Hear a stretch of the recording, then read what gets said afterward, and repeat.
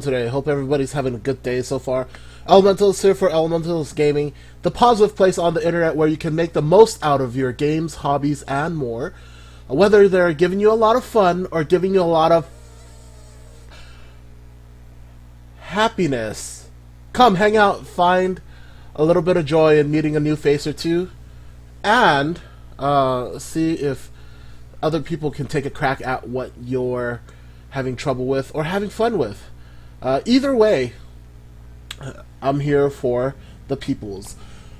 Let's start today's show off. Today will be a very special and short show, seeing as how I'm still on my break. I just can't keep away from the screen, though. Every time I'm on break, I'm like, should I do it? Should I not? I need to go back and I present my product every day, or present a video at least every day, so I have something.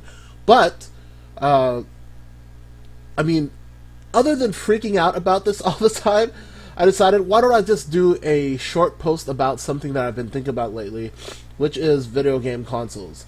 Now, video game consoles have been around for about 30 plus years now, and it's really cool how the market has developed and moved away and moved around. The thing is, though, that consoles right now are kind of like a dying breed, and I want to attack this question with kind of an analysis through my perspective. I know that there is no research or warrant for this kind of stuff. It's just very a priori experience. So I hope this gives insight on the people who actually care about video games and care about consoles and the direction they're heading and what they could do to turn it around. So the first video game consoles that came out were around the early 1980s, late 1970s, something around that. It was when the televisions were actually getting better and you could do other stuff on it than just watch television. First games were very basic, and it was pretty cool to have like some kind of computerized input-output basic gaming system there.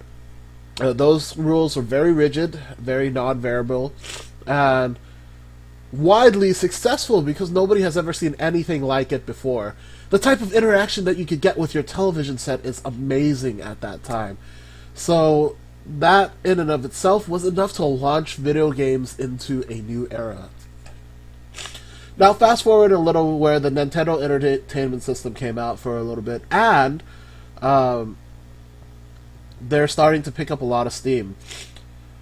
Because Nintendo was having such a wide array of games and different platforms, people were able to design these 8-bit games with color, with enough animation, to keep people hooked and enticed. Now, people of all ages loved video games, I think, back then, because it was new, it was something else to do with your life, other than just watch TV and waste your life away. And same could be said about video games now, but I'll get to that on another day. Watch TV, other than watch TV and, experience your socialness with people going outside of your home and stuff. So that's why I think they were so widely popular. Now, around 1990, early 1990s, a new Super Nintendo came out, and that's when I started hitting the market. There were like 3 or 4 consoles that were popular at the time: Sega Genesis, Super Nintendo, PlayStation. Sony didn't hit the market until way later, but they were widely successful when they were hitting that market. So hit that market. But and a few other less known systems like TurboGrafx 16, which I also had the pleasure of owning. TurboGrafx 16, just on that, was, I think, ahead of its time, because there were so many like nice animations, and the cards were flash cards. They're like microchips. It literally looked like something from space. You put the memory on a flash card, and then you just stuck it in. It was like a card reader. Stuck it into the system, and then the whole TurboGrafx would whir up, and then you get to play whatever you need to play. Also came with 4-player control pads if you had 4 control pads. So it was pretty cool. But from now, let's take a break from the past and jump to the present. Nowadays, there's so many major consoles on the market. So the PlayStation, Xbox 360 or Xbox One, Wii U, top major ones, and there's some smaller ones here and there. And sadly to say, like the arcade breeds that are dying out, and so on and so forth.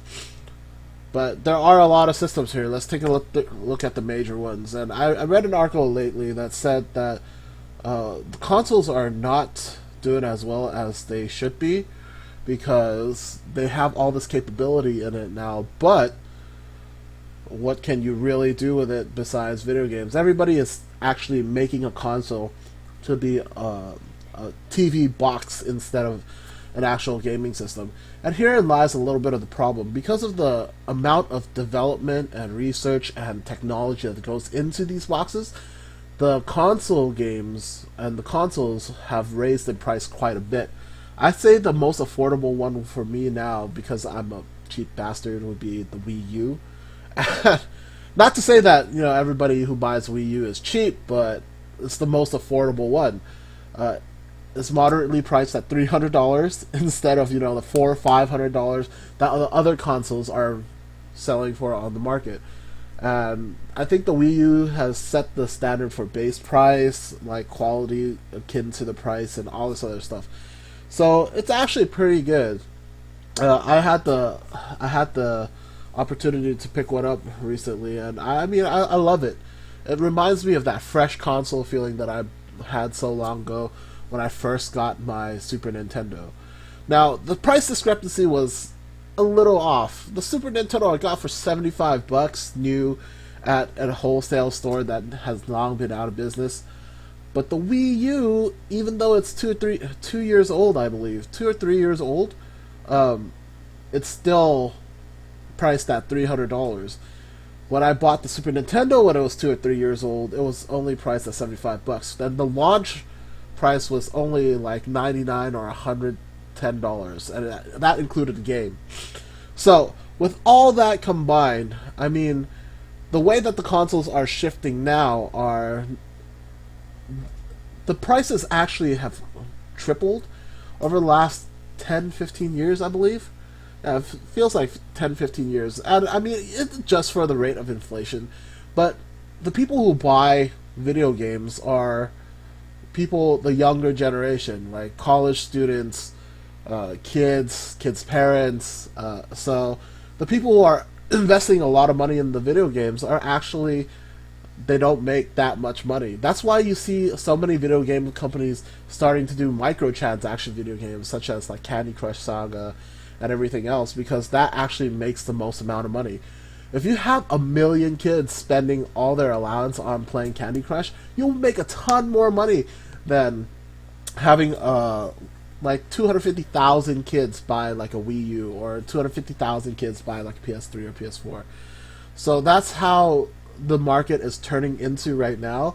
But let's take it back a step and dial it to the console range. I wanted to talk more about consoles because a friend of the people who grew up with consoles, loving consoles on TV and stuff like that, they know the value of a console and how it's portrayed.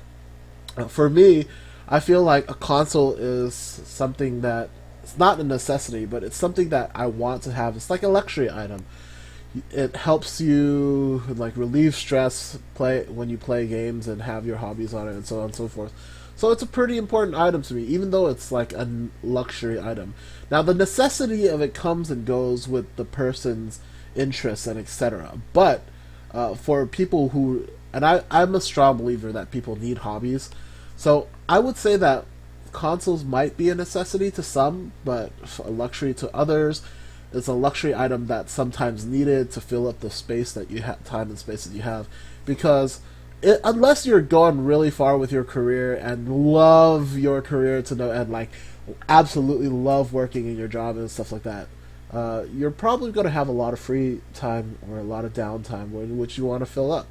Some people want to fill up with friends. Some people just want to relieve the stress of whatever job that they have and blow it off on video games and whatnot and so forth. Whoever you are, the point is the consoles are taking a dive now just because of how much money they cost. The average kid's not going to put out $300 to buy a console. That's like 2 years worth of savings. Now I'm Asian, so obviously I celebrate Chinese New Year in a smaller fashion than most people. I don't like go all out and have all these tea parties and invite your whole family on.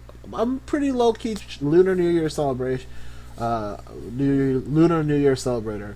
And when I was young, I used to get probably like $100, $200 in the Lunar New Year. But now that I'm older, probably get about 80, 60 to 80, depending on who I go visit and stuff like that.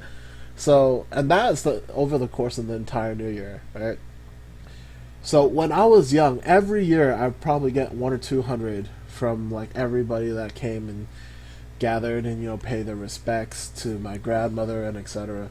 But right now, because we don't have much to offer, like most of the people that come and give, like do give you the lucky red envelopes, you end up with about 60 and $80 worth per year. And I mean that's still a lot of money. Don't get me wrong. It's like free money is free money, and everybody has to survive on something somehow, right? But like, as opposed to when you're getting older and etc. and the price of consoles, the amount of money that you get back then versus the console price, you were able to buy a console and 1 or 2 games with just like your allowance income, whatever income you had throughout the year, right? But right now, if you're working a job, that would be a substantial chunk of your income that you have to take out for leisure and pleasure purposes. Now, let me put it into perspective for all of you. Minimum wage in California is going to be around $900. $9 per hour for a full-time employee, which not a lot of college students are. A lot of college students are part-time. Remember that. A whole month's worth, 4 weeks of 40 hours pay would be about $360, and $360 per month. $360 per week times 4, which is going to be about 1,300 some odd dollars, like 1,350 about a month, right? If you get 1,350 a month, you relatively most single rooms and double rooms usually cost about $600 to $900, which leaves you about $600 in spending cash for other bills, and or 3 to 600, right? And like most people have cell phones, people don't realize that that's probably another $50, 50 to 100 down the drain. Utilities, if they pay utilities, which is about another 50, $100. Long story short, if you live on the cheaper end of housing, you're probably going to have around $300 to spend, $200 to $300 to spend for food and groceries every month. That's barely scraping by. So I don't see how you're going to be able to get a system out of that amount of money. I remember, like, if you get minimum wage, blah blah, go after you finish college or whatever, and you move yourself up the chain. Now, once you get a system, each of the games are about $60 now, as opposed to 40 and 50 before. They start off at $60. Sometimes they go even up to 70. And with all the new, with this new era of hey, release a game and then release some more content for it, that's going to be a lot more money to be spending out the bag for like a game and some odd hours of playing. If you put the consoles and everything else in terms of pricing, you probably have to work about, let's just say the average console. I would say the average console and game would be around $500. That's what people would usually spend on that. That would be half a month's worth of work. And if you're doing part-time, that's probably a full month's worth of work. Which is not bad, right? Like work for a month, get a console, and be entertained for a while. But the entertainment value of the console is really dependent on the variable game that you buy. And most games have a lifespan of 10 to 20 hours with limited replayability. With that in mind, keep in mind that you're spending that much on a console for 20 hours of play, roughly. So, in that aspect, you could see that you got to work a lot more to upkeep this habit if you have a video gaming habit. It's quite expensive. But as opposed to before, where you could have $200 and literally buy like 4 or 5 games plus a console if it's a good deal, that's, even though you adjust for the rate of inflation, that prices haven't changed much from back then to today. Like, people are still willing to spend around $200, $300 on something on the holidays, but now they're getting a lot less for what they pay for. See what I'm saying? So, in order for consoles to make somewhat of a comeback with the video game industry and etc. and so on and so forth, you kind of have to reevaluate the system and where your eggs in the basket lie. Before, the consoles were relatively cheap to produce and you made most of your bank off contracts with video games. But now, consoles are relatively expensive to produce, which means profit margins go down a little bit, and they don't rely on the bulk of the video games to get them money anymore. So where does their money come from? There's question marks floating across my head right now. The only answer that I might have is probably maintenance and repair, because they're pretty much mini computers now. They're complex machines that have a different BIOS, a different platform, a different firmware.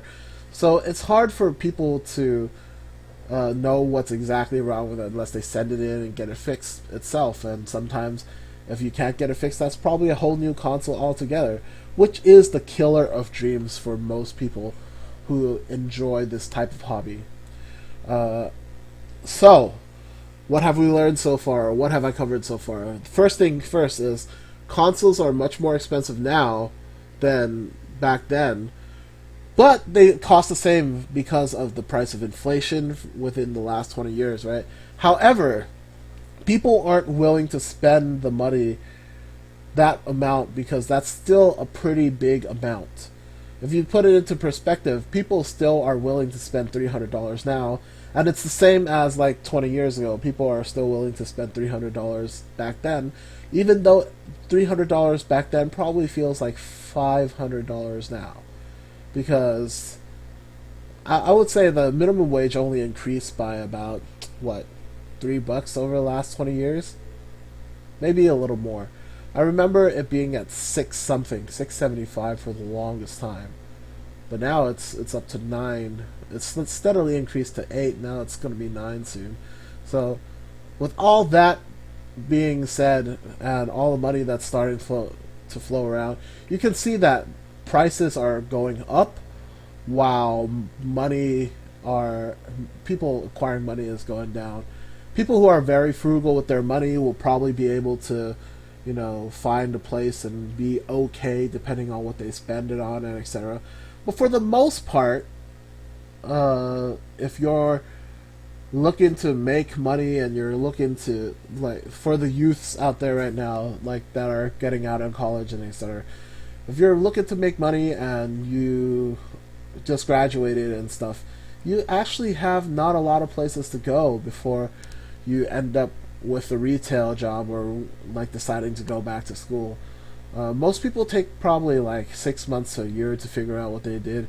I took a little longer than that because I didn't figure out what I wanted to. I got a job, and then I decided, hey, let's make streaming and talk showing an actual career. And I don't know how the payoff's going to be like in the future, but I'm tired of doing retail, so this is why I'm doing this. And besides, that I have a lot to talk about in video games, hobby, and stuff, because I do all of that. I don't want to say I indulge myself in it, probably I do too much, though. So, with that being said, that's where we are at today with consoles, and I think in order for consoles to make a bigger comeback, they would have to lower the price. Or, I wouldn't say lower the price, but find a way to make a good product for a lower amount. Everybody expects like something that's graphically entertaining, like 1080p and all that stuff. Maybe you could try doing virtual games more, like smaller games that are downloaded into the system that are not HD, that have a good storyline, that have whatever, and then maybe if enough people get behind it, you can make an HD version of it someday. Because a lot of HD games that come out now are actually not that great. I mean, it's great to have HD games and shooters and stuff, but some of these games are still blocky when I look at the consoles. It's just not as good.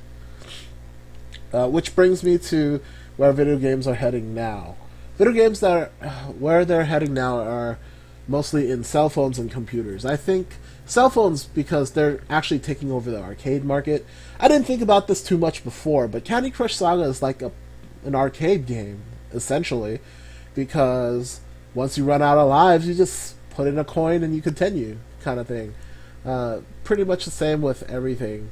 They rope you in with the freeness and the level upness, and then it's like, oh, if you want to continue playing, which obviously if you make a pretty good addictive game with decent graphics, people are going to be willing to spend something on it. And that's how it goes, and that's the breakdown. And the reason why computer games are actually coming back are because computers are the most versatile systems, I think, on the planet. You could get so many modifications and so many graphical updates and etc. that people can get their mind blown from graphics if they wanted to. I had a friend who did Skyrim and did everything in realist graphics and had like 20 mods running at the same time, and he was like, wow, this is so pretty. And I would have to agree with him. I mean, if you see yourself in the reflection of the water, you'd be like, wow, is that me? Wow, I'm so good. No, anyway. But, you get what I'm saying, right? Because the computers are such versatile systems. More people are investing in computers now than they are before. And to get a good computer that could relatively run these games at an okay, decent resolution. I'm not talking 1080p here. I'm talking about, 720 with all the shadows and everything turned on to make it look like an actual okay, decent looking game. It's going to be probably about, $500, which is equivalent to a console. And there are so many computer games out there that are free already.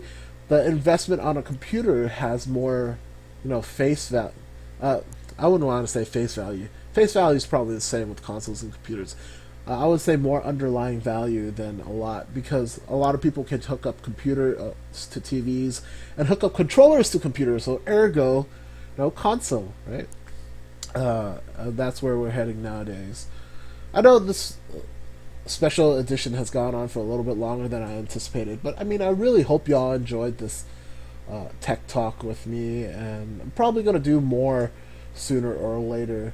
I'm trying to do this thing where I do little jokes and pops, then that's actually from my background as a debater. I actually like to pop into character or whatever, so you may be seeing that a little bit more from time to time.